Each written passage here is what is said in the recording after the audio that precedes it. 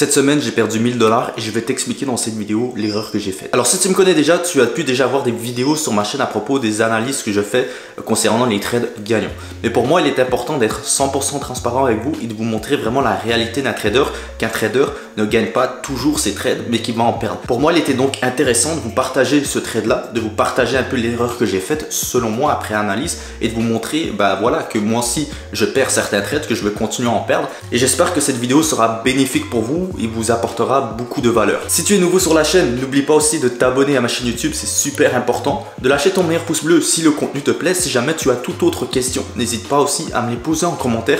J'ai décidé aussi depuis peu de temps de tout simplement vous faire un peu plus de concours de façon hebdomadaire, mensuelle un petit peu. Voilà, prendre un peu des gens qui commentent tout simplement mes vidéos et qui me partagent leur avis par rapport à la vidéo ou peu importe. Dans ces commentaires-là, je vais tout simplement sélectionner une personne au hasard qui va tout simplement faire un appel avec moi durant 1 heure où on va partager un petit peu, on va parler trading, je vais vous donner mes meilleures astuces, etc.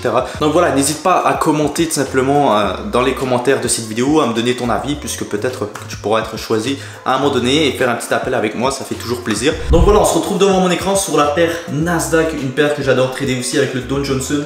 Je vais vous expliquer en gros l'idée que j'avais derrière ce trade et par la suite l'erreur que j'ai fait selon moi qui m'a porté donc à cette perte là. Donc commençons tout de suite. Encore une fois, je fais toujours mes analyses de la semaine le dimanche avant que le marché rouvre. J'identifie mes zones intéressantes, je place mes alertes, etc. Et par la suite, durant la semaine, je fais que réagir à ces alertes là. C'est ce que je vous dis tout le temps pour justement moins passer de temps devant votre écran et améliorer votre psychologie simplement. Donc en gros, j'avais identifié cette zone ici, 13 100 sur le Nasdaq, où vous voyez que c'est une zone où le prix réagit à la baisse. Vous voyez 1, 2, 3, 4 fois ici. Donc je me suis dit ok, cette zone ici peut être intéressante tout simplement pour vendre. Même si la condition de marché n'est pas optimale, vous voyez qu'on est dans un range, dans un moment d'indécision sur le marché par rapport aux indices boursiers. Vous voyez que ça reste quand même une résistance et tu peux quand même prendre des positions à la vente ici. Même si encore une fois, ce n'est pas les meilleures conditions possibles. Mais on en parlera un peu plus tard dans la vidéo. Donc vous voyez que voilà, j'ai identifié cette zone et pour moi c'était une zone intéressante où je pouvais potentiellement vendre le NAS. Vous voyez qu'on a une zone aussi à 12 900, une zone de support où le prix repart une fois à la hausse, une fois que ça vient toucher cette zone là. Maintenant, ce qui est intéressant, vous allez me dire oui mais le NAS en ce moment les indices sont à la hausse, pourquoi tu recherches de vendre? Je vais vous expliquer tout ça. Et ça, je l'explique de façon quotidienne, encore une fois, sur mon compte Instagram. Donc encore une fois, si vous ne me suivez pas sur Instagram, c'est très important d'aller me suivre pour que vous soyez tout simplement au courant de ce que je fais quotidiennement, des trades que je peux vous partager, des mises à jour par rapport à mes trades, etc. Suivez-moi sur Instagram, c'est important. Donc regardons le Dixie. Dixie, donc c'est tout simplement le dollar face aux 6 plus grosses autres currency, donc devises. Donc on a tout simplement le Dixie, donc le dollar américain. Vous voyez que son plus haut était à 113 pour être 300. Et vous voyez que là le dollar est très faible depuis début octobre 2022. Et il perd de la valeur tout simplement. Et d'un point de vue technique, j'ai donc identifié une zone ici qui était 100.875. C'était la zone la plus basse où le dollar est allé. Vous voyez que la dernière fois qu'il est venu, c'était fin janvier, début février. Et simplement le dollar réagit à cette zone là et puis repartit à la hausse. Là en début de semaine, le prix est venu retester encore une fois cette zone et a tout simplement rejeté la zone. Donc potentiellement pour moi, dans les prochaines semaines, prochains mois, tout simplement, je vois tout simplement le dollar reprendre un peu de son cours et reprendre un peu de valeur d'un point de vue technique. Après encore une fois, tout dépendra de ce qui se passera fondamentalement. Mais encore une fois, à l'heure où je vous tourne cette vidéo, d'un point de vue fondamental, la banque centrale donc américaine, la Fed, décidera début mai de relever ses taux de 25 points, ce qui fera en sorte qu'il nous confirmera tout simplement que le dollar reprendra de la valeur et les indices donc chuteront.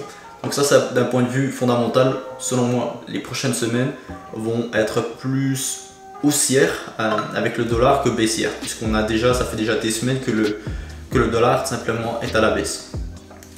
Donc c'est pourquoi je recherchais donc des ventes sur les indices boursiers. Parce que comme vous le savez, quand le dollar est fort, les indices, eux, chutent. Donc retournons sur le trade. En 4 heures, qu'on a identifié cette zone. Donc pour moi, je voulais tout simplement vendre lorsque on atteindra cette zone et qu'on aura une bonne confirmation pour vendre. Donc je vous explique. Le trade a été pris donc jeudi ici, 20 avril. Et on va descendre en 1 heure pour voir un petit peu plus clair. Donc en gros, moi ce qui m'a intéressé, c'est que la veille, le mercredi, vous voyez, on est revenu dans cette zone ici. On a eu un petit fake out.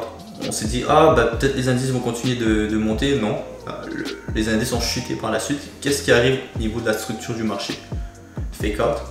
Nouveau point bas par rapport ici. On est d'accord, d'un point de vue structure, on vient créer un nouveau point bas, donc un nouveau low low. À ce moment-là, je me dis parfait, je vais attendre que le prix revienne retester ici pour vendre tout simplement jusqu'à 12 900. Donc ça, c'était mon idée. Par la suite, qu'est-ce qui se passe? Concrètement, l'entrée que j'ai prise, de 1, je trouve qu'elle a été trop agressive. C'est-à-dire que pour moi, de façon agressive, on peut prendre une position quand le prix rejette une certaine zone de plus de 0,5 sur le Fibo. C'est-à-dire que sur le chandelier 1 heure, comme ça je plaçais mon Fibo, je vais me dire si c'est en dessous de la zone 0,5, c'est que c'est quand même une belle rejection en tant que telle et on peut potentiellement prendre donc une entrée. Ça fait partie de ma stratégie, c'est comme ça que je le prends, mais ça c'est plutôt agressif en tant que tel.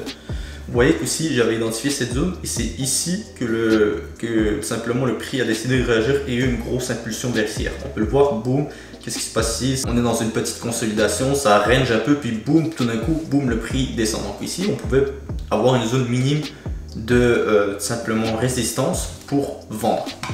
Donc en soi, j'ai décidé de prendre mon trade en 5 minutes.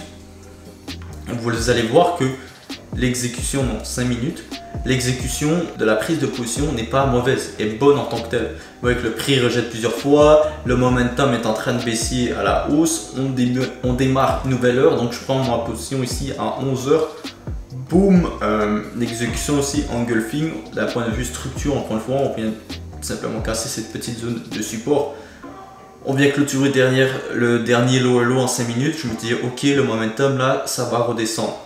Malheureusement, ça n'a pas été le cas et je vous explique donc l'erreur que j'ai faite. Sinon, regarde en 1 heure, comme je vous l'ai dit, la position que j'ai prise était agressive. On est d'accord là-dessus, j'aurais pu être plus patient.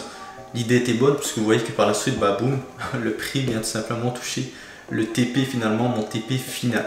L'erreur que j'ai faite, c'est que je me suis basé un petit peu trop sur une structure minime en 1 heure et j'avais identifié donc la zone ici en 4 heures. Vous voyez que le prix par la suite est venu tester cette zone et par la suite sur cette zone est descendu.